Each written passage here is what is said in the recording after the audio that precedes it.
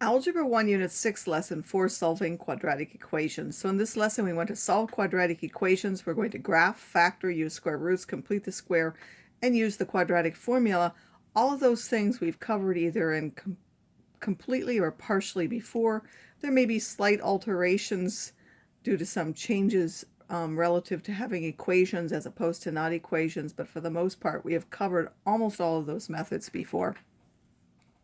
So every quadratic function has a related quadratic equation where we simply take the y and replace it with 0.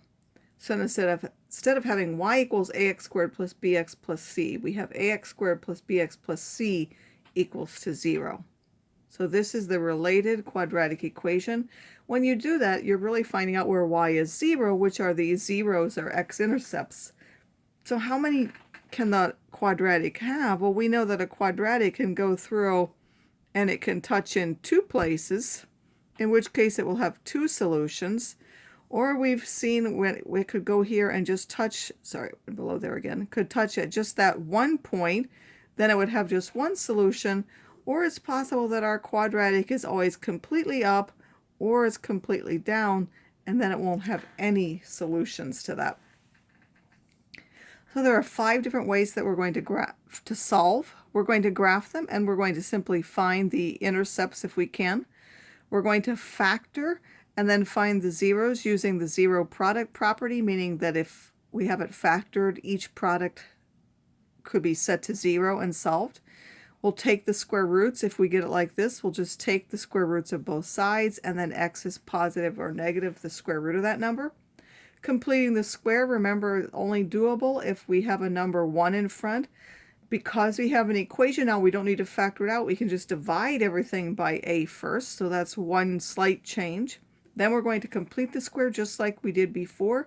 You have your choice. You can add and subtract on the same side like you did before, or you can add the same thing to both sides. Either one will work. Then you're going to rewrite as a squared part and equal to a number like this. And then you'll take square roots of both sides to get like this, and then take the end to the other side. Again, that's not something we're going to memorize. We're just going to do solving steps. And then what is new is the quadratic formula. So you can go directly to a solution. We'll look at how that comes from completing the square. But if we have this quadratic equation, we automatically know that x is negative b plus or minus the square root of b squared minus 4ac all over 2a. So hopefully that will help you remember it. Again, x is negative b plus or minus the square root of b squared minus 4ac all over 2a. Now, if this number that's underneath there, which is called the discriminant, is negative, there won't be any real solutions because you can't take square roots of negative numbers. If it's 0, there will only be one solution. And if it's a positive number, that's when there will be 2. So the 0 comes by having a negative number underneath there. Now, how do we prove the quadratic formula? Again, we're starting with this quadratic equation. We can divide both sides by a. The a over a will give us 1. Then we have b over a, c over a, and 0 over a is just 0. Then we can take the constant to the other side. And then we know to complete the square, you take this coefficient, you divide by 2, which gives b over 2a. Then you square that. You square everything on the top and everything on the bottom. Gives b squared over 4a squared. Again, I'm going to do it like this. I'm going to add the same thing to both sides. You could have added and then left this and subtracted, but I'm going to do it like that. Then you're going to rewrite this part as something squared because this was a b over 2a. This is b over 2a. Plus would be a plus.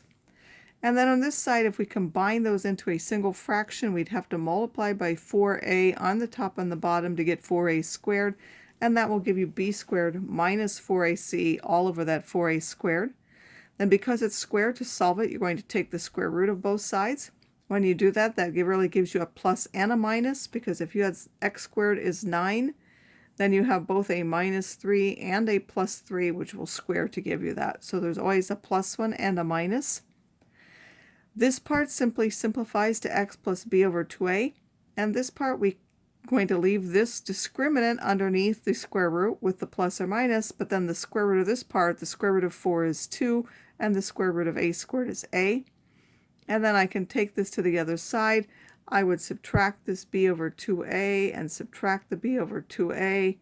So now that would be in the front here. It would cancel on this side, and I would get negative b over 2a plus that plus or minus square root of b squared minus 4ac all over 2a. Because they have the same denominator, we can combine them into one thing, which is now the quadratic formula. So this is solved by graphing. If we're given a grid, we would want to solve by hand. If we weren't, we could use our graphing calculator. So everything needs to go to one side. The related function is this. I know that to graph the quadratic, I need the vertex, so it's in standard form. H is minus b over 2a. The opposite of b is minus 2 is 2, and 2 times 1 is 2. That gives us 1. Since the h value is 1, I go back and put 1 in for x, and I would get a minus 9, so the vertex is 1 minus 9. Then the a value is 1, so I go over 1 and up 1, over 2 and up 2 squared or 4, over 3 and up 3 squared is 9, over 4 and up 4 squared, which is 16, and of course that's on both sides. And now I can see that it touches the x-axis at minus 2 and 4, so those are the solutions. And what does that mean? If I put minus 2 in here, I would get 8. If I put 4 in here, I would also get 8. This one says solve by factoring. Again, for most of the methods, everything has to go to one side unless you're using the square root method. I'm going to take this negative to this side and get 3x squared plus 18x plus 27.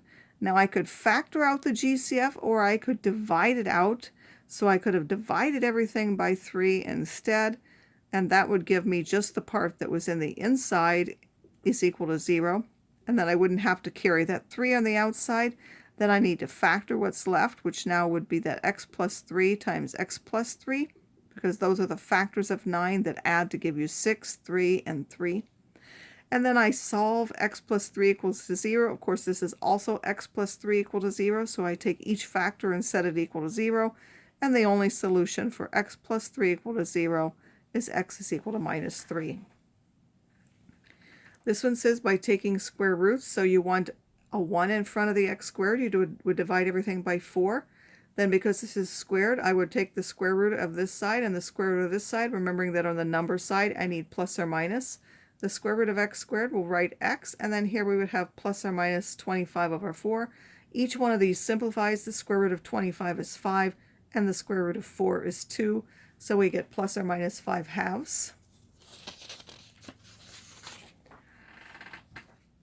Another one says complete the square, so we first want to divide everything by that number. Remember, we have to have a 1 in the front, so we divide everything by minus 2, which would give us this. 0, of course, divided by minus 2 is just 0. Now I'm going to take this to the other side. Let me write it the other way. You can choose to do it either way. You take the minus 6, you divide that by 2, that's minus 3. You take that minus 3 and square that, that gives you 9. So I chose to add 9 to both sides, but you could do what we did before. You can add the 9 here and subtract the 9 here. So if you do it on one side, you add and subtract. If you do it to both sides like I did, then you do the same thing to both sides, which was always adding the number. In this case, I would get x minus 3 squared, and 10 minus 9 is plus 1 is equal to 0. And then I would go till here. This one that automatically ends up on that side. It's up to you how you do it. You can either add the same thing to both sides or add and subtract like we did before. And then because this is something squared equal to a negative, that has no solution or no real solution, and therefore we can be done. Or we can use what are called imaginary numbers. The square root of a minus 1 is an imaginary number I. So anytime you see the square root of a minus 1, you can replace it with that imaginary number I. So we would take the square root of both sides. This side would give plus or minus I. This part would give me x minus 3. And then I would take that 3 to that other side to give 3 plus or minus I. The quadratic formula, in many ways, is one of the easier ones to use. You just need to remember the formula. First, you're going to find the discriminant. That's b squared minus 4ac. A is always the number in front of the x squared, B is always the number in front of the x, C is the separate number. So I'm going to do b squared minus 4 times 2 times minus 5. That will give me 49. That's the number that goes underneath the square root sign. Then it's negative b, so the opposite of b, plus or minus this square root of this discriminant, and then all over 2 times a. 49, the square root, just gives me 7. And now that gives me two answers, one with a minus and one with a plus. So I did a minus 7 and I did a plus 7. Minus 3 minus 7 is minus 10, divided by 4 is minus 5 halves, or minus 3 plus 7 is 4. 4 divided by 4 is 1. So that would give us two solutions. If you use the quadratic formula and you get two rational numbers, that means it could have been factored when you did it as another alternative for solving it.